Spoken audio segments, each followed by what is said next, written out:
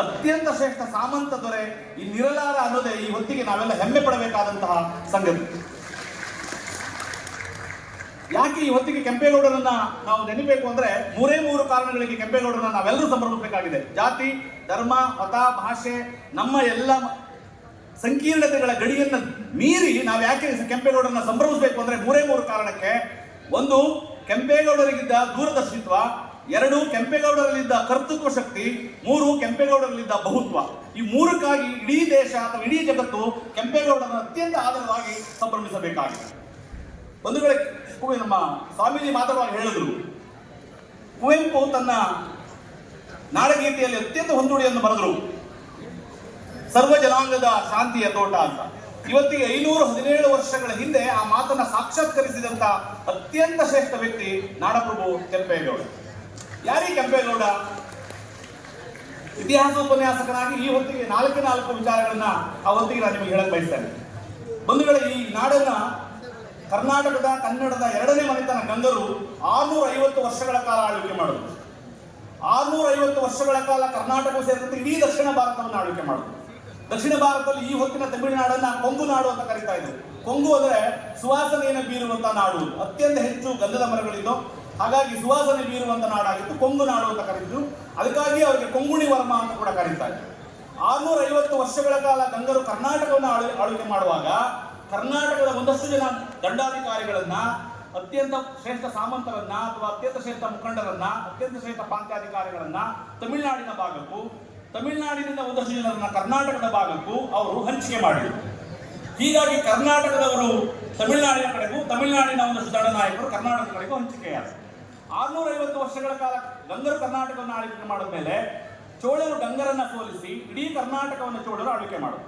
ಒಂದು 350 ವರ್ಷಗಳ ಕಾಲ ಚೋಳರ ಆಳ್ವಿಕೆ ಮಾಡುವಾಗ ಮತ್ತೆ ಇದೇ ಕನ್ನಡಿಗರು ತಮಿಳುನಾಡಿನ ಭಾಗಕ್ಕೂ, ತಮಿಳುನಾಡಿನ ಕನ್ನಡಿಗರು ಕರ್ನಾಟಕದ ಭಾಗಕ್ಕೂ ಹಂಚಿಕೆಯಾದರು.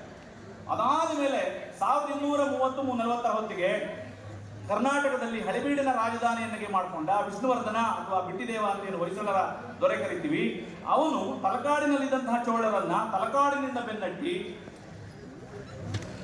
ತಮಿಳುನಾಡಿನವರೆಗೆ, ಕಂಚಿಯವರೆಗೆ ಬೆನ್ನಟ್ಟಿಕೊಂಡು ಹೋಗಿ ಅಲ್ಲಿ ಚೋಳರನ್ನ ಸಂಪೂರ್ಣವಾಗಿ ಮಣಿಸಿ ಕಂಚಿಗೊಂಡ ಎಂಬ ಬಿರುದನ್ನು ಪಡ್ಕೊಂಡ. ಆಗೇನ್ ಮಾಡ್ದ ಅಂದ್ರೆ ತಮಿಳುನಾಡಿನಲ್ಲಿಂತಹ ಇದ್ದಂತಹ ಕನ್ನಡಿಗರನ್ನ ತನ್ನ ಆಯಕಟ್ಟಿನ ಅತ್ಯಂತ ಪ್ರಮುಖವಾದ ಪ್ರದೇಶಗಳಿಗೆ ಕರ್ನಾಟಕದ ನೆಲಕ್ಕೆ ನೇಮಕ ಮಾಡ್ದ. ಹಾಗಾಗಿ ಅತ್ಯಂತ ಪ್ರಮುಖವಾದಂತಹ ಒಂದು ಪ್ರದೇಶ ಎಣಮಂಜಿ ಪುತ್ತೂರು ಅಂತ ಹೇಳಿ, ಎಣಮಂಜಿ ಪುತ್ತೂರು ಅನ್ನೋ ಒಂದು ಊರು ಇವತ್ತಿನ ಕೋಲಾರದ ಭಾಗದಲ್ಲೂ ಇದೆ, ತಮಿಳುನಾಡು ಇದೆ. ಆ ಎಣಮಂಜಿ ಪುತ್ತೂರು ಅನ್ನುವ ಭಾಗದಲ್ಲಿದ್ದಂತಹ ಒಬ್ಬ ವ್ಯಕ್ತಿ, ರಣಬೈರೇಗೌಡ ಅನ್ನುವ ಒಬ್ಬ ವ್ಯಕ್ತಿ, ತನ್ನ 6 ಜನ ಅಣ್ಣ ತಮ್ಮಂದಿರ ಜೊತೆಗೆ ಹೊಯ್ಸಳ ವಿಷ್ಣುವರ್ಧನ ದಂಡನಾಯಕರಾಗಿ, ಅಧಿಕಾರಿಗಳಾಗಿ ಶಿವಗಂಗೆ ಬೆಟ್ಟದ ಹತ್ರ ಈ ನಂದಿ ಬೆಟ್ಟ ಅಂತ ಏನಿದೆಯೋ, ನಂದಿ ಬೆಟ್ಟದ ಪಕ್ಕದ ಆವತಿ ಅನ್ನುವ ಗ್ರಾಮಕ್ಕೆ ಈ ರಣಬೈರೇಗೌಡ ಅನ್ನೋರು ಬಂದರು. ಯಾರೀ ರಣಬೈರೇಗೌಡ ಅಂದ್ರೆ ನಾನು ಹೇಳಕೊಟ್ಟಿರುವ ಕಥಾನಾಯಕನ ಪೂರ್ವಜರು. ರಣಬೈರೇಗೌಡರು ಮತ್ತು ಕೆಂಪಮ್ಮ ಈ ಆವತಿ ಪ್ರದೇಶದಲ್ಲಿ ವಾಸ ಮಾಡ್ತಿದ್ದ ಸಂದರ್ಭದಲ್ಲಿ ಅವರ ಹತ್ರ ಇದ್ದಂತಹ ಒಂದಷ್ಟು ಹಣವನ್ನ, ಪ್ರದೇಶಗಳನ್ನ ಆಕ್ರಮಣ ಮಾಡಿಕೊಂಡು ಅಲ್ಲಿದ್ದಂತಹ ಒಂದಷ್ಟು ಸೊತ್ತನ್ನ ತನ್ನ 6 ಜನ ಅಣ್ಣ ತಮ್ಮಂದಿರಿಗೆ ಹಂಚಿ ಈ ರಣಬೈರೇಗೌಡ ಅವರು ಯಲಹಂಕದಲ್ಲಿ ಬಂದು ನೆಲೆ ನಿಂತು. ಯಲಹಂಕದಲ್ಲಿ ಬಂದು ನೆಲೆ ನಿಂತಹ ಈ ರಣಬೈರೇಗೌಡರು ಆನಂತರ ರಣಬೈರೇಗೌಡರ ಮಗ ಜಯಪ್ಪಗೌಡ, ಜಯಪ್ಪಗೌಡನ ಮಗ ಗಂಗಪ್ಪಗೌಡ, ಗಂಗಪ್ಪಗೌಡನ ಮಗ ಗಿಡ್ಡೇಗೌಡರ ಮಗನೇ ಕೆಂಪರಾಜೇಗೌಡ. ಅತ್ಯಂತ ಪ್ರಮುಖವಾಗಿ ಇವತ್ತಿಗೆ ಕೆಂಪೇಗೌಡರಿಗಿಂತ ಮೊದಲು ನಾವೆಲ್ಲ ನೆನಬೇಕಾದದ್ದು ಅತ್ಯಂತ ಶ್ರೇಷ್ಠ ವ್ಯಕ್ತಿ ಯಾರು ಅಂದ್ರೆ ಕೆಂಪನಂಜೇಗೌಡ. ಕೆಂಪನಂಜೇಗೌಡ ಯಾರು ಅಂದ್ರೆ ನಮ್ಮ ಈ ಕಥಾನಾಯಕ ಕೆಂಪೇಗೌಡರ ತಂದೆ. ಕೆಂಪನಂಜೇಗೌಡ ಯಲಹಂಕದ ಪ್ರಭುವಾಗಿ, ಯಲಹಂಕದ ದಂಡನಾಯಕನಾಗಿ ಆಳ್ವಿಕೆ ಮಾಡುವಂತಹ ಕಾಲದಲ್ಲಿ ಕರ್ನಾಟಕದ ಅತ್ಯಂತ ಶ್ರೀಮಂತ ಮನೆತನ ವಿಜಯನಗರ ಸಾಮ್ರಾಜ್ಯ ಇತ್ತು. ವಿಜಯನಗರ ಸಾಮ್ರಾಜ್ಯವನ್ನು ಆಳ್ವಿಕೆ ಮಾಡ್ತಿದ್ದಂತಹ ನರಸನಾಯಕನ ಕಾಲದಲ್ಲಿ ಅತ್ಯಂತ ನೆಚ್ಚಿನ ಪ್ರೀತಿಯ ದಂಡನಾಯಕನಾದಂತಹ ಕೆಂಪನಂಜೇಗೌಡ ಅತ್ಯಂತ ಆತ್ಮೀಯನಾಗಿದ್ದ, ಅತ್ಯಂತ ಬಂಧುವಾಗಿದ್ದ. ಈ ಕೆಂಪನಂಜೇಗೌಡ ವಿಜಯನಗರದ ಅರಸನಾದಂತಹ ನರಸನಾಯಕನ ಪಟ್ಟಾಭಿಷೇಕಕ್ಕೆ ಸಾಕ್ಷಿಯಾಗಿದ್ರು. ಅದಾದ್ಮೇಲೆ 1509ರಲ್ಲಿ ಕೃಷ್ಣದೇವರಾಯ ವಿಜಯನಗರದ ಅರಸರಾದಾಗ ಕೃಷ್ಣದೇವರಾಯರ ಪಟ್ಟಾಭಿಷೇಕಕ್ಕೂ ಸಾಕ್ಷಿಯಾಗಿದ್ದು ಕೆಂಪನಂಜೇಗೌಡರು. 1509ರಿಂದ 1529ರವರೆಗೆ ಕೃಷ್ಣದೇವರಾಯ ವಿಜಯನಗರದ ಅರಸನಾಗಿ ಆಳ್ವಿಕೆ ಮಾಡುವಾಗ 29 ವರ್ಷಗಳ ಕಾಲ ಇಡೀ ಕೃಷ್ಣದೇವರಾಯನ ಎಲ್ಲಾ ಯುದ್ಧಗಳಲ್ಲಿ ಸಂಪೂರ್ಣವಾಗಿ ಭಾಗಿಯಾದಂತಹ ಒಬ್ಬ ಶ್ರೇಷ್ಠ ದಂಡನಾಯಕ, ಅತ್ಯಂತ ನಂಬಿಕೆ, ಅತ್ಯಂತ ವಿಶ್ವಾಸಾರ್ಹ ದಂಡನಾಯಕ ಯಾರು ಅಂದ್ರೆ, ಸಾಮಂತಾಧಿಕಾರಿ ಯಾರು ಅಂದ್ರೆ ಕೆಂಪನಂಜೇಗೌಡ. ಅದಕ್ಕೆ ಕೃಷ್ಣದೇವರಾಯ ಕೆಂಪೇನಂಜೇಗೌಡರಿಗೆ ಅಮರನಾಯಕ ಅಂತ ಬಿರುದು ಕೊಟ್ಟಿದ್ರು. ಚಪ್ಪಾಳೆ ಹೊಡಿಬೇಕು ನೀವು. ಆ ಹೊತ್ತಿಗೆ ಒಬ್ಬ ಸಾಮಂತ ದೊರೆಯನ್ನ ರಾಜರ ಸಮಾನವಾಗಿ ಪರಿಗಣಿಸಿದ ಏಕೈಕ ವ್ಯಕ್ತಿ ಕೆಂಪನಂಜೇಗೌಡ. ಅವ್ರ್ಯಾರು ಅಂದ್ರೆ ನಮ್ಮ ಕೆಂಪೇಗೌಡರ ತಂದೆ. ಈ ಕೆಂಪನಂಜೇಗೌಡ ಮತ್ತು ಲಿಂಗಾಂಬೆ ದಂಪತಿಗಳ ಮಗನೇ ನಮ್ಮ ಕಥಾನಾಯಕ ಕೆಂಪೇಗೌಡ. 1510 ಜೂನ್ 27ನೇ ತಾರೀಕಿನಲ್ಲಿ ನಮ್ಮ ಕೆಂಪೇಗೌಡರು ಈ ಕೆಂಪನಂಜೇಗೌಡ ಮತ್ತು ಲಿಂಗಾಂಬೆ ಎಂಬ ದಂಪತಿಗಳ ಮಗನಾಗಿ ಜನಿಸಿದರು. ಅವರನ್ನ ಹಿರಿರಾಯ, ಕೆಂಪರಾಯ, ಕೆಂಪ ಹೀಗೆಲ್ಲ ಕರೀತಾ ಇವರ ಮನೆ ದೇವರು ಕೆಂಪಮ್ಮನ ಹೆಸರಿಂದ ಇವರಿಗೆ ಕೆಂಪೇಗೌಡ ಎಂಬ ಹೆಸರನ್ನ ಕೊಟ್ಟರು. ಇದು ಕೆಂಪೇಗೌಡರ ಜೀವನ ಚರಿತ್ರೆ. ಕೆಂಪನಂಜೇಗೌಡರು ವಿಜಯದಶಮಿಗೆ ಅತ್ಯಂತ ವಿಶೇಷ ಅತಿಥಿಯಾಗಿ ವಿಜಯನಗರಕ್ಕೆ ಆಹ್ವಾನಿಸ್ತಾ ಇದ್ರು. ಕೆಂಪೇಗೌಡರಿಗೆ 5 ವರ್ಷ ವಯಸ್ಸಾಗಿದ್ದಾಗ ಅವರು ತನ್ನ ತಂದೆ ಕೆಂಪನಂಜೇಗೌಡರ ಜೊತೆಗೆ ವಿಜಯನಗರಕ್ಕೆ ಭೇಟಿ ಕೊಡ್ತಾರೆ. ವಿಜಯನಗರಕ್ಕೆ ಭೇಟಿ ಕೊಟ್ಟ ಕೆಂಪೇಗೌಡರಿಗೆ ಅದ್ಭುತ ಒಂದು ಕಾದಿತ್ತು.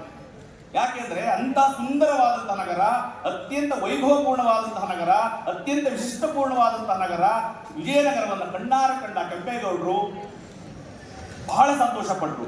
ಜೊತೆಗೆ ಬೆರಗಾಗಿ ನೋಡ್ತಾ ಇದ್ರು ಅದನ್ನ.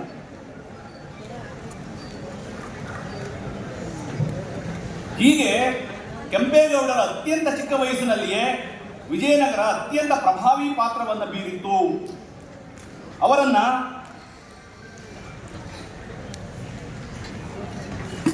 ಐಗಂಡಪುರ ಅಂತ ಒಂದು ಊರಿತ್ತು. ಐಗಂಡಪುರದ ಮಾಧವ ಭಟ್ಟಾಚಾರ್ಯರ ಬಳಿ ಶಿಕ್ಷಣಕ್ಕೆ ಸೇರಿಸ್ತಾರೆ. ಐಗಂಡಪುರದ ಮಾಧವ ಭಟ್ಟಾಚಾರ್ಯರ ಸಾನ್ನಿಧ್ಯದಲ್ಲಿ ಗುರುಕುಲಾಶ್ರಮದಲ್ಲಿ ಅತ್ಯಂತ ಶ್ರೇಷ್ಠ ಶಿಕ್ಷಣವನ್ನ, ಶಾಸ್ತ್ರವಿದ್ಯೆ ಮತ್ತು ಶಸ್ತ್ರವಿದ್ಯೆಗಳೆಲ್ಲವನ್ನೂ ಕೂಡ ಕೆಂಪೇಗೌಡರು ಕರಗತ ಮಾಡಿಕೊಂಡ್ರು.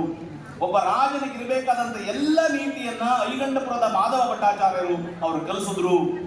12ನೇ ವಯಸ್ಸಿನಲ್ಲಿ ಒಮ್ಮೆ ಮಹಾನವಮಿ ಹಬ್ಬಕ್ಕೆ ವಿಜಯನಗರಕ್ಕೆ ಹೋದಾಗ ಮಲ್ಲಯುದ್ಧದಲ್ಲಿ ವಿಜಯನಗರದ ಯುವರಾಜನಾದಂತಹ ತಿರುಮಲರಾಯನನ್ನ ಕೆಂಪೇಗೌಡರು ಮಲ್ಲಯುದ್ಧದಲ್ಲಿ ಸೋಲಿಸ್ತಾರೆ. ಅದು ಕೆಂಪನಂಜೇಗೌಡರಿಗೆ ಎಲ್ಲಿಲ್ಲದ ಹೆಮ್ಮೆ. ನನ್ನ ಮಗನಲ್ಲಿ ಒಬ್ಬ ರಾಜನಿಗಿರಬೇಕಾದಂತ ಎಲ್ಲ ಅರ್ಹತೆಗಳು ಮೊಳಕೆ ಹೊಡಿತಿವೆ, ಒಬ್ಬ ರಾಜನಿಗಿರಬೇಕಾದಂತ ಎಲ್ಲ ಯೋಗ್ಯತೆ ಬರ್ತಾ ಇದೆ ಅನ್ನುವ ಅತ್ಯಂತ ಶ್ರೇಷ್ಠ ನಂಬಿಕೆ, ವಿಶ್ವಾಸ ಬಂದದ್ದೇ ಆ ಹೊತ್ತಿಗೆ ತಿರುಮಲರಾಯರನ್ನ ಸೋಲಿಸಿದ ಮೇಲೆ. ಆಮೇಲೆ ಕೃಷ್ಣದೇವರಾಯರು ಕಳಿಂಗ ರಾಜ್ಯದ ಮೇಲೆ, ಒರಿಸ್ಸಾದ ಮೇಲೆ 5 ಬಾರಿ ಯುದ್ಧ ಮಾಡುವಾಗಲೂ 5 ಬಾರಿ 5 ಹಂತದ ಯುದ್ಧಕ್ಕೂ ಕೆಂಪನಂಜೇಗೌಡರು ತನ್ನ ಮಗ ಕೆಂಪೇಗೌಡನನ್ನು ಯುದ್ಧ ಕರ್ಕೊಂಡು ಹೋಗಿದ್ರು. ಈ ಯುದ್ಧಕ್ಕೆ ಹೋಗುವಾಗಲೇ ಅವರ ಅಪ್ಪನ ಜೊತೆಗೆ ಹೋಯ್ತಾ ಆತನಿಗೆ ಕತ್ತಿ ವರಸೆ ಮತ್ತೆ ಕುದುರೆ ಸವಾರಿ ಇವೆಲ್ಲವೂ ಅತ್ಯಂತ ಮೈಗತವಾದವು, ರೂಢಿಯಾದವು. ಹೀಗಾಗಿ ದಿನೇ ಕೆಂಪೇಗೌಡರಿಗೆ ಒಬ್ಬ ರಾಜನಿಗಿರಬೇಕಾದಂತ ಎಲ್ಲ ಅರ್ಹತೆಗಳು, ಎಲ್ಲ ಯೋಗ್ಯತೆಗಳು, ಎಲ್ಲ ಅಧಿಷ್ಠಾನಗಳು ಆ ಮೈನಲ್ಲಿ ಮೈಗೂಡಿಸಿಕೊಂಡಿದ್ರು. ಇಂತಹ ಕೆಂಪೇಗೌಡನನ್ನ ಕಂಡ ಕೆಂಪನಂಜೇಗೌಡರಿಗೆ ಹೆಮ್ಮೆಯಾಗಿ 1528ರಲ್ಲಿ ಕೆಂಪೇಗೌಡರ ಸೋದರ ಮಾವನ ಮಗಳು ಚೆನ್ನಾಂಬೆಯನ್ನ ಕೊಟ್ಟು ಮದುವೆ ಮಾಡಿದ್ರು. 1528ರಲ್ಲಿ ಚೆನ್ನಾಂಬೆಯನ್ನ ಮದುವೆ ಮಾಡುವಾಗ 5 ಜನ ಪಾಳೆಗಾರರು ಸಾಕ್ಷಿಯಾಗಿದ್ರು. ಚನ್ನಪಟ್ಟಣ, ಶಿರಾ, ಸೋಲೂರು, ಚಿತ್ರದುರ್ಗ, ಕೆಳದಿ ಈ 5 ಪಾಳೆಪಟ್ಟಿನ ದಂಡನಾಯಕರು ಕೃಷ್ಣದೇವರಾಯರ ಪರವಾಗಿ ಈ ಮದುವೆಗೆ ಸಾಕ್ಷಿಯಾಗಿದ್ರು. ಅದಾದ ಮೇಲೆ ಕೆಂಪೇಗೌಡರು ಅತ್ಯಂತ ಸುಂದರವಾದಂತಹ ಕನಸನ್ನ ಕಾಣ್ತಾ ಹೋದ್ರು. 1530ರಲ್ಲಿ ಕೆಂಪನಂಜೇಗೌಡರು ಕೆಂಪೇಗೌಡರನ್ನ ಮೈಸೂರಿನ ಯಲಹಂಕದ ಪ್ರಭುವಾಗಿ ಪಟ್ಟಾಭಿಷೇಕ ಮಾಡ್ತಾರೆ. 1530ರಲ್ಲಿ ಪಟ್ಟಾಭಿಷೇಕಕ್ಕೆ ಬಂದ ಅಚ್ಯುತರಾಯ, ಕೃಷ್ಣದೇವರಾಯ ಸತ್ತಿದ್ರು. ಅದಾದ್ಮೇಲೆ ಅವರ ಸಹೋದರ ಅಚ್ಯುತರಾಯ ವಿಜಯನಗರ ಸಾಮ್ರಾಜ್ಯ ದೊರೆಯಾಗ್ತಾರೆ. ಅಚ್ಯುತರಾಯ ಈ ಕಾರ್ಯಕ್ರಮಕ್ಕೆ ಬಂದು ಒಂದೇ ಒಂದು ಮಾತು ಹೇಳ್ತಾರೆ ಅದ್ಭುತವಾಗಿ, ಶ್ರೀ ರಾಜಮಾನ್ಯತೋ. ಕೆಂಪೇಗೌಡರ ಪಟ್ಟಾಭಿಷೇಕಕ್ಕೆ ಅಚ್ಯುತರಾಯ ಹೇಳಿದ ಮಾತು ಶ್ರೀ ರಾಜಮಾನ್ಯತೋ ಅಂದ್ರೆ ನೀ ಗ್ರೇಟರ್ ದೇನ್ ದಂಡನಾಯಕ, ಗ್ರೇಟರ್ ದೇನ್ ಸಾಮಂತ ದೊರೆ ಅಂತ. ಒಬ್ಬ ಸಾಮಂತ ದೊರೆಗಿಂತ ಅತ್ಯಂತ ಉನ್ನತವಾದಂತಹ ಸ್ಥಾನಮಾನ ನಿಲ್ಲಿಸುತ್ತೆ. ಒಬ್ಬ ರಾಜನಿಗೆ ಸಿಕ್ಕಿಸಬೇಕಾದ ಎಲ್ಲ ಸವಲತ್ತುಗಳು ನಿಮ್ಗೆ ದೊರೆಯುತ್ತೆ ಅಂತ ಹೇಳಿ ಆಶೀರ್ವಾದ ಮಾಡೋದು ಅಚ್ಯುತರಾಯರು ಕೆಂಪೇಗೌಡರು ಅವಿನಾಭಾವ ಸಂಬಂಧ ಇತ್ತು. ಅದಾದ್ಮೇಲೆ ಕೆಂಪೇಗೌಡರ ಕನಸು ನಿಧಾನವಾಗಿ ಅರಳ್ತಾ ಹೋಗು. ಯಲಹಂಕದಲ್ಲಿದ್ದ ಕೆಂಪೇಗೌಡರಿಗೆ ವಿಜಯನಗರದಂತ ಒಂದು ಸುಂದರ ನಗರವನ್ನ ಕಟ್ಟಬೇಕು ಅಂತ ಅತ್ಯಂತ ಅದಮ್ಯವಾದ ಹಂಬಲ ಇದೆ. ಮಾಂಡಲಿಕನಾಗಿ ಸಾಮಂತ ದೊರೆಯಾಗಿ ಏಕಾಏಕಿ ನಿರ್ಧಾರ ತಗೊಳ್ಳಕ್ಕಾಗಲ್ಲ. ಆಗ ಅಚ್ಯುತರಾಯ ಬಳಿಗೆ ಹೋಗ್ತಾರೆ. ನಾನು ವಿಜಯನಗರದಂತ ಒಂದು ಸುಂದರ ನಗರವನ್ನು ಕಟ್ಟುವ ಆಸೆ ಇಟ್ಕೊಂಡಿದ್ದೀನಿ, ಹಂಬಲವನ್ನು ಇಟ್ಕೊಂಡಿದ್ದೀನಿ ಅಂತ. ಅಚ್ಯುತರಾಯ ಬಹಳ ಖುಷಿ ಆಗ್ತಾರೆ. ನೆನಪಿಟ್ಟುಕೊಳ್ಳಲು ಒಂದು ಸಂಕೀರ್ಣತೆ ಏನು ಅಂದ್ರೆ, ಬೆಂಗಳೂರು ಇವತ್ತು ಏನು ಇದೆಯೋ ಇದು ವಿಜಯನಗರ ಮತ್ತು ಹೊನ್ನಾವರದ ನಡುವಿನ ಮಧ್ಯ ವಾಣಿಜ್ಯ ಕೇಂದ್ರ ಆಗಬೇಕಾಗಿತ್ತು. ಬೆಂಗಳೂರಿಂದ ಹೊನ್ನಾವರಕ್ಕೆ ನೇರ ಮಾರ್ಗ ಇತ್ತು. ಹಾಗಾಗಿ ವಿಜಯನಗರದ ಎಲ್ಲ ಸಾಮಾನುಗಳನ್ನ ಸಮುದ್ರ